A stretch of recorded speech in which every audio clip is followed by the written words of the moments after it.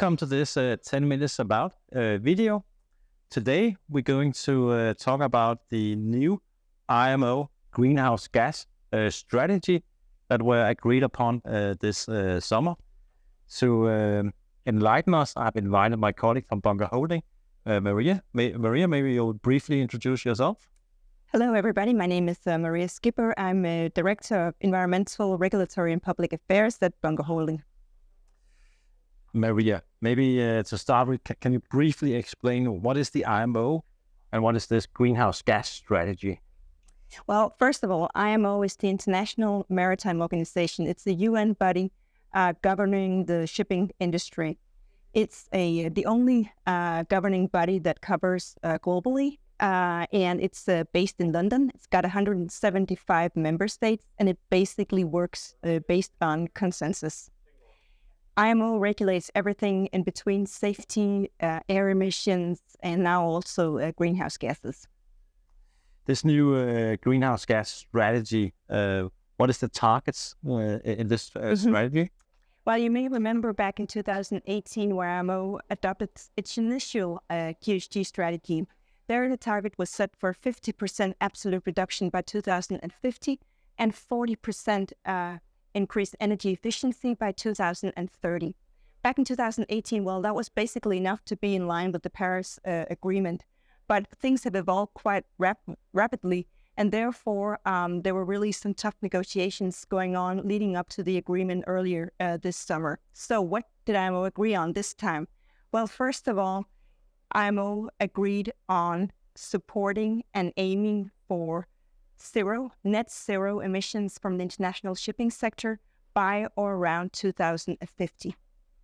Then there's also been some quite important milestones that are check marks, so to speak, between now and 2050. First of all, by 2030, the shipping industry will have to have reduced its emissions by 20%, striving for 30%. And by 2040, there needs to be a 70% reduction, striving for 80%. On top of that, the 175 member states also agreed to have 5% of the energy mix in international shipping made up by zero or near zero fuels by 2030. So, of course, and then we still, of course, have the efficiency target up to 40% by 2030. So, of course, there's a lot of numbers here, a lot of very soft language surrounding them, but the strategy has now been adopted and it will be revised by 2028. So I believe all the extra numbers such as striving for 30, striving for 80, etc., or the by or around 2050, that will be settled by then. But I think we have a very, very strong signal for the shipping industry, but also for the bunker and the energy industry in general. Maria, this is a so-called a supranational organization. All these targets, and so are they in fact legally binding for other countries? Well, it's a strategy, and that means it's a policy paper. So you can say, well, are there any penalties? Let's see if the international shipping sector does not meet the target. Well, no, because it's a policy. But what is legally binding, on the contrary, that would be the regulation that will accompany the targets and will actually pave the way for the industry to meet the targets. The regulation will set, the scope, the size of the vessels, perhaps special exemptions, etc., but also the specific requirements, and those are legally binding between the parties to the MARPOL Convention. If you compare the IMO greenhouse gas strategy to, for example, the FUEL EU maritime, the latter is a tougher, right? That's correct. Well, the FUEL EU maritime is a pure piece of regulation, whereas the GHG strategy is more a strategy with the targets, right? It's incredibly difficult for 175 member states with various kind of levels of economies, traditions, cultures, etc., to agree on this. So I think it's a great step forward. Of course, what we need now is the regulation that should accompany the legally binding regulation, as I said before. There we have two work streams that IMO is working on and is set to adopt by 2025. First of all, we have a price on carbon. So basically, IMO is deliberating different systems where at the end of the day, you will pay for your emissions. And secondly, IMO is working on a green fuel standard, and that's where the inspiration can be traced from the regulation adopted by the EU, the Fuel EU Maritime, because basically it starts setting requirement for the fuel that you burn in your tank, and the overall aim is to phase out fossil fuels. I think we can actually go back to 2020 when you introduced a ban on high sulfur fuel oil.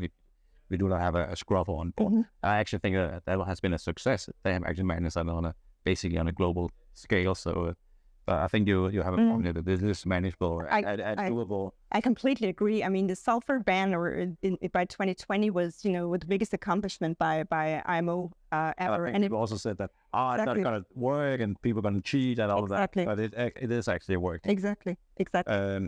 So the strategy is that what is the next step here? That is the sort of the introduction of this in the different countries or regions, jurisdictions. Well, the next steps will be to agree on the particular regulation. And as I said, it's going to be a system with price on carbon. Just to give it a headline, there are many different proposals on the table right now. I'm not going to go into details with it, but basically you will be forced to pay for your emissions, just to put it very shortly. And the other one is the green fuel standard, then basically setting requirements for what you burn in your tank. And that work has already commenced and should be, it's planned for adoption by 2025. So if you just very to sum up, how will this agreement affect the maritime industry and the suppliers that we are part of? Yeah. I mean, this is a paradigmatic shift. I mean, we've seen it a little over 100 years ago when we went from coal to diesel-driven vessels. This is the same. Today, we only have 1-2 types of fuel, heavy fuel oil, and then the low sulfur fuel oil and marine gas oil, not much more than that. In the future, we'll have a bunch of different fuel types.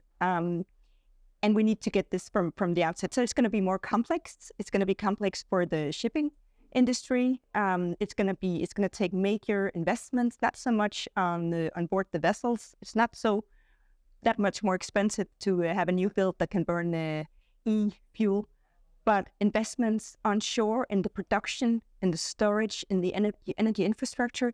And then for us as bunker industry, last but not least, we need to widen our perspective and work with so many more different fuel types than we are today in order to be able to actually cater for the ship owners and be ready and be ahead of the curve. I think it's the same from the side of the GRM, Global Risk Management, that where we do financial hedging.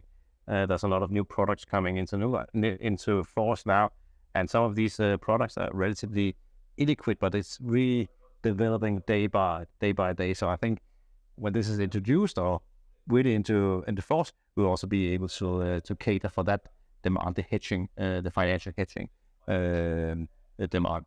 So things are developing. So Maria, would you agree with me if I say that what was changed in 2020 with the ban on high sulfur fuel oil is really a small thing compared to what is coming now? Yeah, I may have to eat my words, but no, I actually think, that was doable. And that was a big shift, but this is even bigger, yes. Thank you, Maria. Very interesting. Thank you for coming into the studio, and thank you for watching.